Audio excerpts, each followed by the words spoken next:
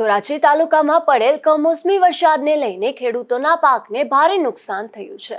ત્યારે એક તરફ ડુંગળીના પૂરતા ભાવ નથી મળતા તો બીજી તરફ હવે ડુંગળી પર પડેલ કમોસમી વરસાદને કારણે ડુંગળીનો પાક બગડવા લાગ્યો છે, જેને લઈને ખેડૂતોને આર્થિક નુકસાન સહન કરવાનો વારો આવ્યો છે। નરસિંહભાઈ રાખોલિયા। નરસિંહભાઈ, ખેડૂતો અને સરકાર બાબતમાં શું કહેશો? સરકાર બાબતમાં બીજું કંઈ કહેવાનું નથી। સરકારને ડાયરેક્ટ ખેડૂતના ખાતામાં જે પૈસા નાખવાના થાય છે એ પૈસા સરકારને નથી નાખવા, એટલે ખેડૂતને 1 રૂપિયો નથી દેવો, એની સામે ખેડૂતને 9 રૂપિયા ખર્ચો કરવો છે। જો ગોડાઉન ભાડા, ટ્રાન્સપોર્ટ ભાડા, અધિકારીઓ આવ્યા એના રોકાણ ભાડા, બરોબર છે। પછી આ યાર્ડમાં માલ જાય તોરાય ગમે ત્યારે 1-2 દી લેટ થાય તો એ બધા ટ્રેક્ટર ભાડા ને બધું આપવાનું ખેડૂત માટે જ છે ને। આ તો એમાં ખેડૂતને શું મળે? એટલે અમારી તો એક જ માગણી છે કે ડાયરેક્ટ ખેડૂતના ખાતામાં જે સરકાર નક્કી કરે એ નાખી દો, બરોબર છે। બીજી તો હું આપણે એની માગણી કરીએ, આ ખેડૂતો જોવે છે। ખેડૂતોએ બધાએ સર્વે કર્યું, ખેડૂતની શું હાલત છે એ બધા અધિકારીએ જાણ્યું તો છે ને ખુદ। મારું નામ હિતેશભાઈ ઓરા છે। હું ધોરાજીનો રહેવાસી છું।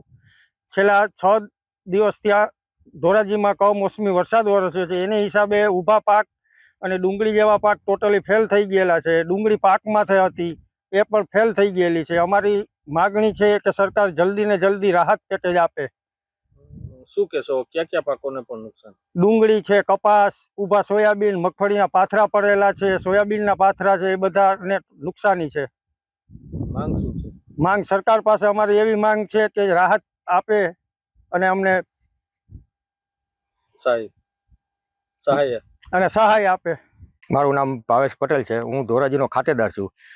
આ વર્ષે ડુંગળી, કપાસ, સોયાબીનના વાવેતર રાબેતા મુજબ ખેડૂતો કરેલા હતા। એમાં છેલ્લે અમને એવું હતું કે ડુંગળીના વાવેતરમાં પોષણક્ષમ ભાવ મળશે, પણ આ વર્ષે પોષણક્ષમ ભાવ નથી મળ્યા। અત્યારે ડુંગળીમાં ખેડૂતે ઓછામાં ઓછા 25,000 થી 28,000 રૂપિયાનો વીઘે ખર્ચો કરેલો છે।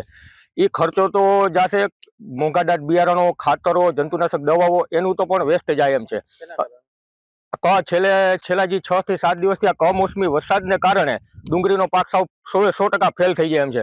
આ ડુંગળીનો પાક અત્યારે એવું લાગે છે કે ઉપાડવી નથી પણ બકરાને ખવડાવી દઈ, અને 1 પણ રૂપિયો આમાં અમને મળે એમ નથી। શું કહેશો સર્વે બાબતે? અને સરકાર એવી જાહેરાત કરે છે કે સર્વેની ટીમ આવે છે, પણ હજી સુધીમાં અમારી સર્વેની ટીમ આવી નથી। અત્યારે કોઈ પણ ખેતરોમાં આવી નથી, પણ હજી આવી નથી તો અમારે પાછું નવું વાવેતર કરવું છે। પછી પાછા એવું કહેશે કે તમે કઈ હતું નહીં કે વાવેતર નથી કરેલું।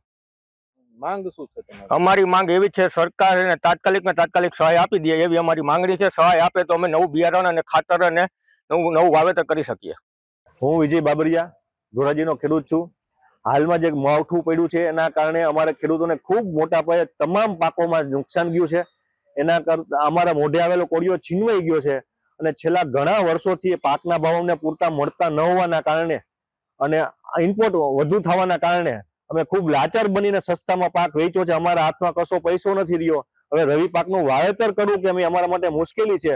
સરકાર રાહત પેકેજ આપવાની વાત જે કરી રહી છે, ઝડપથી જો ખેડૂતોના ખાતામાં નહીં આવે તો રવિ પાકનું વાવેતર સમયસર નહીં થાય, અને આ જો આવનારી પરિસ્થિતિ રહે તો ખેડૂત રોજને રોજ દેવામાં ડૂબશે તો ખેડૂત આત્મહત્યા કરવા માટે મજબૂર બની રહ્યો છે, કારણ કે એને ઘર ચલાવવું કેમ, છોકરાઓને ફી કેમ ભરવી, આ તમામ વસ્તુને લઈને મજબૂરીના કારણે આત્મહત્યા કરી છે। આ ખેતી પ્રધાન દેશમાં ખૂબ મોટી દુઃખ બાબત વાત છે। આ સરકાર જયારે રાહત પેકેજની વાત કરે પણ હજી ખેડૂતો સુધી પહોંચ્યો શું કહેશો?